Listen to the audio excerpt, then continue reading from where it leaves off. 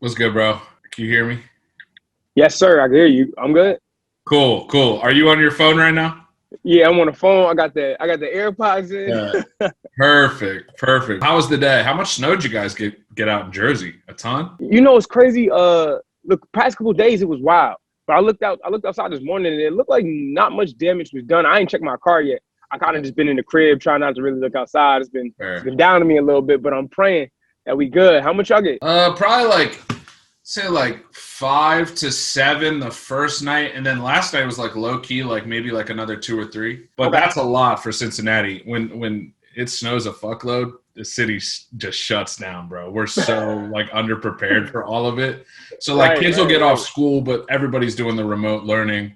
So, but yeah, it really shuts Cincinnati all the way down. But Yes. how old are you and where you're from? Just to start Uh, off things. Absolutely. I'm 24. I turned 25 end of the month, February There we go. 28th. Turned Okay, 25, and I'm from East Orange, New Jersey. there we go. And we touched on it the last time we spoke, but Swish was really the record that built a lot of momentum for you.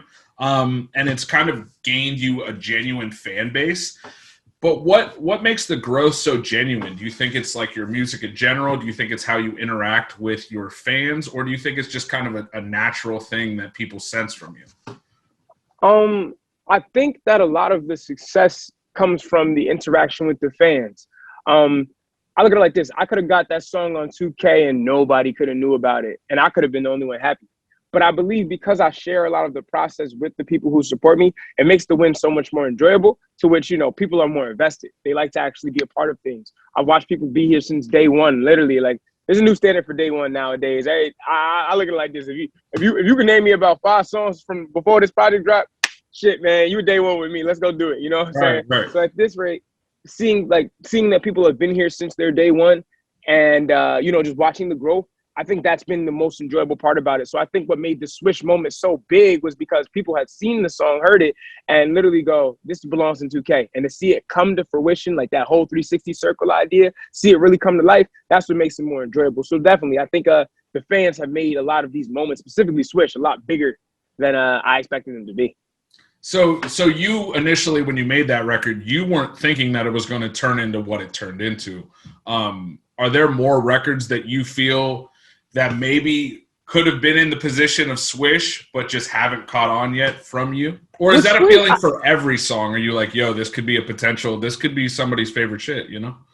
so Swish, I gotta say, was probably one of the ones I adamantly hated. Like I was saying before, me and Tom, we kind of my boy Tom who produced it, we kind of sat down and was like, yo, we really not feeling it. But it was my manager who literally said, yo, this is gonna be in 2K. I see it, I feel it, and we gotta make this happen.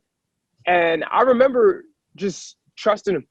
There's been many moments before where I've had songs like that. I actually had 2 songs on the project that I kind of felt the same way about. Gray and Okay. I wasn't really sure where they fit in it, but my man's Miz was like, yo, Gray need to be on it. And my manager again now was like, okay, sound like an anthem. You need to put that on it.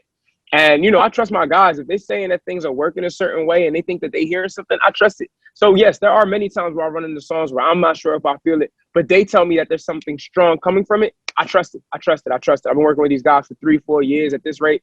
I trust a lot of what their opinion is, and we've been working really tight. They would never push anything that don't, match the vision. So when they get suggestions like that, I usually trust them. But yeah, I got a couple songs like that I know people are gonna rock with, but I'm not. I may not be the biggest fan, or perhaps perfect example. I had a song that I ain't gonna say which one it was. It wasn't a song. It was like a YouTube joint. I put it out, and my homie Miz did not think that it was gonna do what it did, but it blew the fuck up. So, we And had moments sometimes like that. the outside has to kind of determine what it really is. Yeah. I kind of a good way of speaking on it is the streets decide what's hot. Like that was told Absolutely. to me by a very wise man a long time ago. It's not about what we think is fire; it's what everybody else thinks. The masses. Mm-hmm. But is there a moment with your friends and with music in general that you were like, "Yo, this is when we're going to dive all in. We're really going to go for this"? Do you remember that vividly? Yeah, I remember the night I made 3 a.m. I had only had the hook and the first verse, and I sent it over to the homies, and they was like, "Yo, this is it." And at the same time as I sent it to him, me and my brother are like shooting a little promo video in the crib, and we're uploading it to Twitter as they're saying, "Yo, this is it." And then Twitter saw it, and they just was like, yo, this is the one. And since then, we just, it's very easy for me now to get that feeling of, okay, I know which one is the one. Like I got another song I'm holding on to real quick that I feel like is gonna be one of them ones. But that feeling is just so powerful and it's just so infectious because it's like once you feel it and everybody else feel it in the room, someone's like, all right, what are we doing? What are we doing? But 3 a.m., we still working on 3 a.m. We still doing stuff with it to this day. Post, I mean, that joint dropped back in like August, September 20th. And we pushing that today. We running that to this day. Right. You mentioned some of your friends who you really trust as far as music or just opinions, musical opinions, and seeing really your vision carried out into what it could potentially be. Who are some of the artists or the people around you that inspire you in your daily basis, or who are really a part of like the formula for you? Okay, so if we're talking about like the formula, just the scheme of how I get things going, the guys that I really rock with is me. Well, obviously myself, damn it. But it's my manager Niall, that's my cousin. My homie Miz, my dog Austin, my homie Third. When it comes to music specifically, I usually send music to the four of them. Usually they the guys who gauge for like they can usually gauge for me off rip whether we got something or if we don't got something, if I gotta go crazy or if I gotta go harder on certain things. Like I've never missed in terms of, at least in my opinion, I don't feel like I've ever missed simply off of the strength that I've sent them so many songs, especially Third and Miz. They so overcritical on my music. It's disgusting. Like usually Miz's opinion is usually like, it's always solid. If he say it's a go, I usually send it to Third, and Third will be like, all right, it's either a go or not. If they disagree, I'm not gonna lie. We've gotten into arguments before, just trying to meet the middle ground to satisfy everything in regards to what we're doing. But I think that's why a lot of the music has been as good as it's been. And if we're talking artists in terms of inspiration-wise, honestly, what inspires me more, it's not really the music. Well, I am inspired by a lot of my peers' music, but I get more inspired by watching their work ethic because I already know their music is going to hit. Like, I know their music is going to be out of this world, you know what I'm saying? But I get more inspired by their work ethic. Right now, one of the guys who really just be making me every day not be on my ass is Deontay. Just watching his work ethic, watching the way he just rocks. I remember when I first started, like we started talking and shit like that. He was telling me how he was finishing up the deluxe project, but he already planning on working on his next project. And in my head, I'm thinking to myself, wait, motherfuckers work on multiple projects at once, not just one. Yeah. So in my head, I started thinking differently. I stopped making one song a week, and I went from, obviously we did the Diversity shit, it went from songs a day. Now I'm pumping out songs a week. Like I'm giving out just more content and keeping it consistent. Like there's not a day now that goes by where I'm not working on music. And he's been one of the catalysts just for understanding that and just pushing a lot of that. He go crazy. Jid is always in the studio. That brother never sleeps, apparently, from what I be seeing. He don't ever sleep. Right, bro, he's nuts. Yeah, bro, he keep going. But honestly, I would say them too, the Atlanta homies. They just, watching them keeps me on my toes. What's the move after music? Like, do you have goals of doing other things in the community? Do you want to get into fashion? Do you want to start a restaurant? What's really the way for you? What are you trying to aim with, you know? So I graduated from Rider University with a healthcare management degree. That was my that was supposed to be my bread and butter. I was supposed to be a doctor. I went to do healthcare. Worked in the finance department for a little bit, and I saw how ass that was. Kind of led me to, doing what I'm doing now with this music shit. Yeah. But my goal, honestly, I do want to help artists after all of this shit is said and done. Like, I really want to do that. I want to give back to my community ultimately. I want to bring the Nets back to New Jersey. That's always going to be my thing. I got to find a way to bring the Nets back to New Jersey. If I could do that, man. Fingers crossed for you, bro. Fingers crossed. Fingers crossed, bro, because I'm not gonna hold you. If I could do that, nuts. It's a wrap. Yeah, everything's done. I might pack it up after that. Like every dream I ever had after that, I might just say, you know what, it's cool. I'll do this in my next lifetime if I get one. But if we bring it back to Jersey, that's gonna be crazy. But ultimately, I do want to try to find ways to make healthcare more effective for everybody, especially like people in inner cities and stuff. I think there's a disconnect between, especially, Black people and just being able to get healthcare. That's been one of the biggest discrepancies I've seen in terms of just numbers and statistics. I love numbers. I love statistics. That's been my biggest thing. But I want to be able to create programs that at least make that care a lot more accessible to people who can't always afford it. Working in that finance department showed me that money is king when it comes to health, like servicing for your health.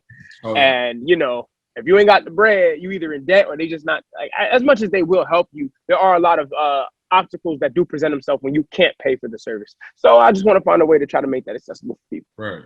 That's great, man. That's really giving that's really giving back past like showing up and just handing out a little bit of bread here and there. That's like really teaching people how to effectively change their lives, and health is wealth. Yeah, Which is that's great. Do you feel yeah. like for the scene, as far as Jersey's music scene, do you think it gets kind of folded into the NYC scene a little bit, or just kind of looked over?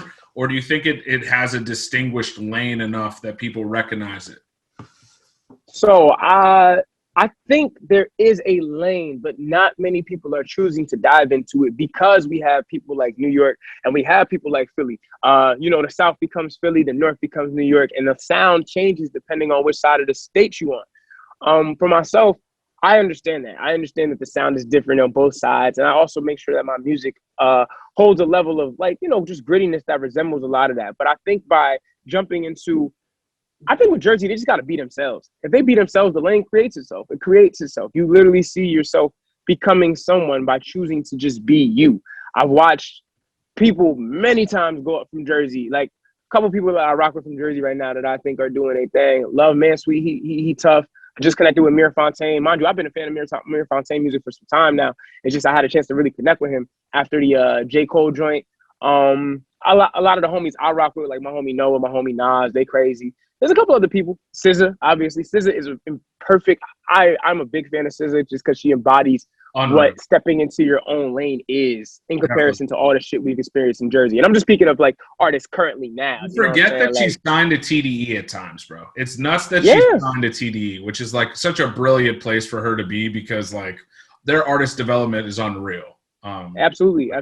What collectives or what labels would you want to sign with? But I want to hear more about like where you would, what your opinion is on that, where you would like to end up. So I'll put it like this. I think the internet has allowed us to connect on a higher level than how it used to be. I think before you had to be on specific labels to work with specific people, but with the way the change of things have been with the internet and just the way we move around and we're becoming more sociable, you can work with a lot of people. You know what I'm saying? You have the ability to work with like the people on the Dreamvilles. You have the ability to work with people on the TDEs. It may not be easy to get into those circles to work with them, but it's possible. You don't have to necessarily be a part of those labels. Now, reason why I say that is I don't want to restrict myself to anything, but I think Dreamville would be super dope. I think TDE is also a fireplace if I can make it to either one of those. Right. But the one that I've been paying a lot of attention to recently is RCA. RCA has been pumping out incredible work. Shout out to Mark Pitts. He just recently became the president of RCA. He was a head of Bystorm Entertainment. He, became president of RCA. Bro is going super crazy right now. He's just literally he's flipping things on his head. I'm very excited to hear this Judas and the Black the Black Messiah joint that's dropping. That soundtrack's gonna be nuts.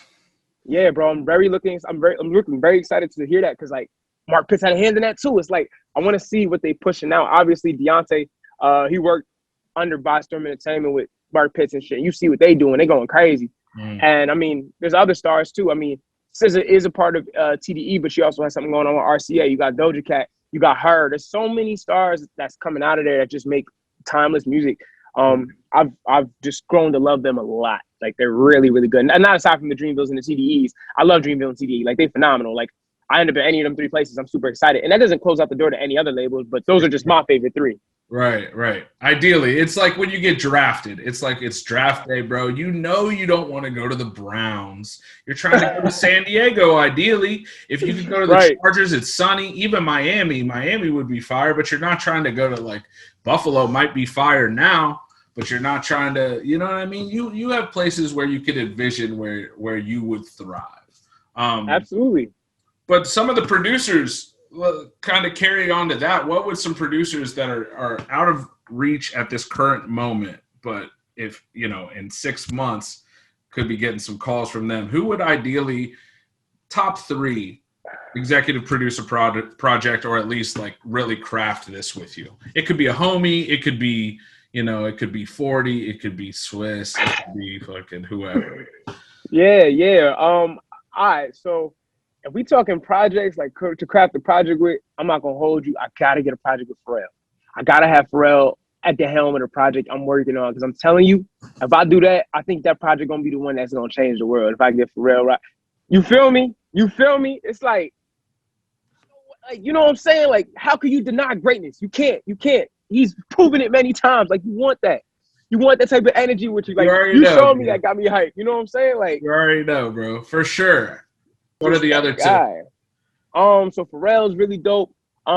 Christo, Jid producer Christo. Christo is crazy. I've had the chance to rap on a Christo beat, and I'm not gonna hold you. It was actually with my dog Benji.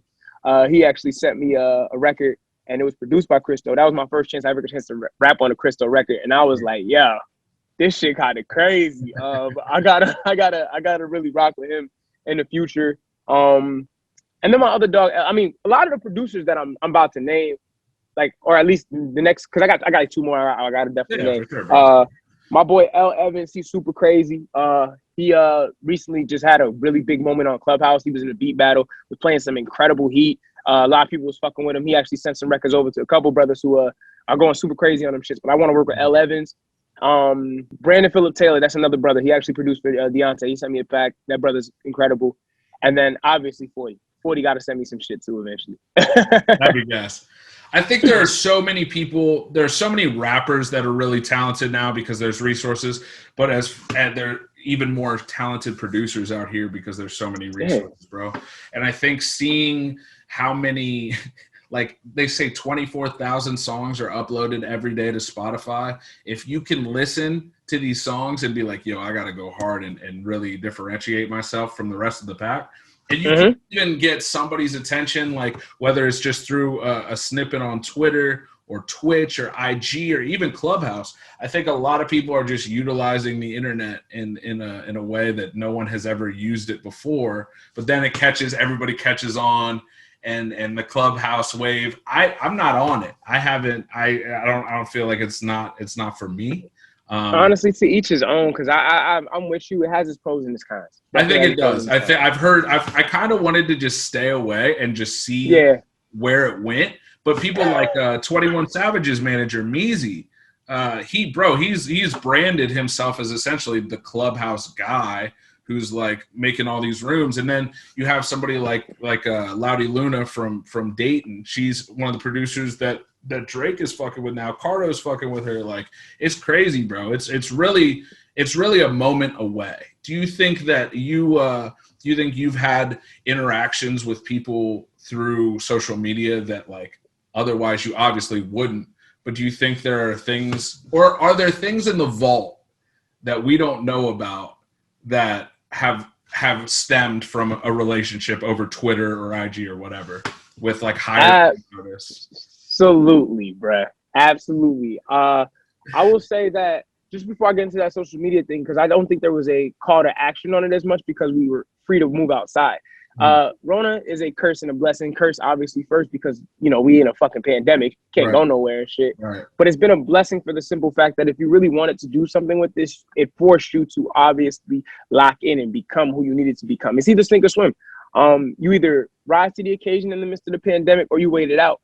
I'm not saying either way is right or wrong, but I've seen what it looks like for me just going head first into this shit. Hard as hell because you got to deal with all the bullshit going on, but it's important because you obviously are thrusting yourself into a moment where the market is as open as possible. With that being said, social media has literally pushed me to the forefront of so many opportunities and so many plays. Like, I'm not gonna hold. I got some shit in the vault with some people. Heat. Yeah, bro. Like, first off, I've come to learn about artists because of social media, and just to see myself rocking with some of the artists via social media is insane. It is insane. It is insane. It is insane. Like, one of the coolest moments that happened to me. I'm a big West Side Boogie fan. I love West Side Boogie. I'm not gonna hold you. Love West Side Boogie. I quoted some West Side Boogie lyrics one day. I remember I was at work. This is before the whole pandemic popped off. This was 2 days before my birthday last year. It was the 26th or some shit like that. And I ended up going, yo, Boogie be writing scripture. Like, he literally writes like he write it for the Bible or some shit. So Boogie gonna be like, damn, bro, I really appreciate that, man. I love my fans. What should we call our name? And then I literally posted one of my videos from my freestyles under his tweet and was like, I'm not just a fan, I'm a peer as well. And bro followed me off of that. And bro be fucking with me. Like, that's the crazy part to me. He be that's fucking with me. OD, bro. That's what it's all about, bro. That's probably, I don't want to say the reason you do art, but you want to do your art to be recognized for it. I know I sense that in you. Like, you love it enough to where you would just do it just because you love it. But you want to make some shit shake with it, and you are, bro. Yeah. It's you're knocking. Like, it's going past the knocking to like where you're kicking the shit down, man. It's close, bro. It's real close. I think everybody can feel that. Thank you, bro. What are the goals for this year? So I got a couple so again, I got some records in the vault I'm trying to get off. I think that I'm waiting for two crazy features. One of the homies, he from Atlanta, and the other homie, she from California. So I'm waiting on those. I'm not gonna lie, both of the records gonna be fucking nuts. Okay. Them shit's gonna be crazy. I got a couple other singles I'm ready to rock on. I don't want to say it fully, but I think there's a project coming, and I'm trying to bust a move out to LA. I'm thinking about moving out there. So, just speaking of things into existence, just trying to watch everything come into fruition and just, go from there. But that's really what I got going on. These features with these singles, this potential project that could or could not be dropping, and then us moving to LA. It's in quotes right now. It's in quotation. Right. I get you. If you could say anything to yourself 5 years ago, with what you know now, the person you are now, the talent you have now, the surroundings you have now, what would you say to that person to kind of reassure them that it's going to be okay? You just got to keep going. It's all good. This is my favorite part of the interviews always, but it just comes from just moving without fear, just being willing to take that step, even without the parachute, and just thinking to yourself like, yo, I'm gonna find a way to land perfectly. It ain't gonna be smooth. It's gonna hurt a little bit. We're gonna find a way to land, and taking that dive without worrying about the consequences of failing, I think has been one of the things that has helped me ultimately move through this thing. Like, I don't care to fail anymore. I know failing is important. I've seen more L's than I've seen W's. This is probably the first year I've seen W's ever. I've been taking L's, I think, maybe all my life. And it all led up to this moment of being able to effectively get across my message, get across my music, and just get across myself as a person. I think one of the things that's helped is selling myself as a person to people. But it all came from overcoming the fear of looking stupid, fear of failing, fear of being awkward, fear of not being accepted. It's just throwing all those doubts and insecurities aside and just saying like, yo, this is my one chance to do this shit. I got to do this shit to the best of my ability so I have no regrets. Well, that was a good answer. That was a great answer, bro. Real shit, man. We appreciate artists like you. You're very humble, but you're also very talented. Your talent doesn't really traditionally match up well with the humility you have. We appreciate that. We appreciate that, man. Appreciate y'all. Thank you for running it back with us. We appreciate it. I need a beam.